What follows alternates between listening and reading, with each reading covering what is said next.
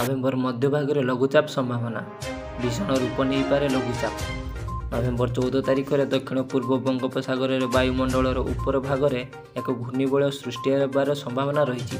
ता परवर्ती दिन यह लघुचाप रूप नहीं पारे बोली पूर्वानुमान करिछि आंचलिक पाणीपाग केन्द्र। से आपण मैंने अलर्ट रुहतु। संपूर्ण खबर जानिया पूर्व वीडियो को गोटे लाइक करूँ, सांग सहित शेयर करूँ एवं जदि आपण आम चैनल नुआ तेबे चैनल को सब्सक्राइब करी ऑल नोटिफिकेशन उपरे क्लिक करूँ, जहाद्वारा संपूर्ण सटीक खबर आम चैनल माध्यम पाइपर। एवं आसतु खबर आड़े नजर पकाइबा।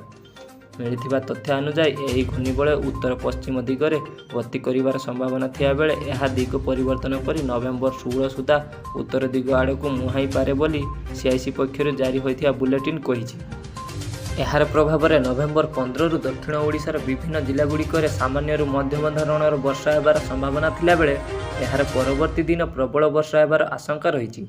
यही घूर्णिबलय उत्तर दिग आड़ू मुहाउथिबार उपकूल और उत्तर ओडिशार विभिन्न जिलागुड़िकर केतेक स्थान में नवेम्बर 16 तारिख राति प्रबल वर्षा होबार संभावना रही।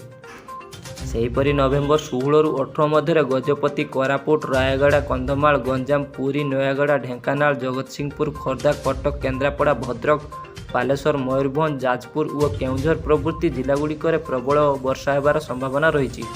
केंद्रीय भारत में आंटी साइक्लोन परिस्थिति रही नवेम्बर 12 तारिख पर्यंत रातिर तापमात्रा ह्रास पाइब और दिनर तापमात्रा वृद्धि पाइब। नवेम्बर 13 तारिख रु रातिर तापमात्रा वृद्धि होबार संभावना रही। एमिति लाटेस्ट अपडेट पाइबा पई एबे सब्सक्राइब करंतु ckplaynewsOdia।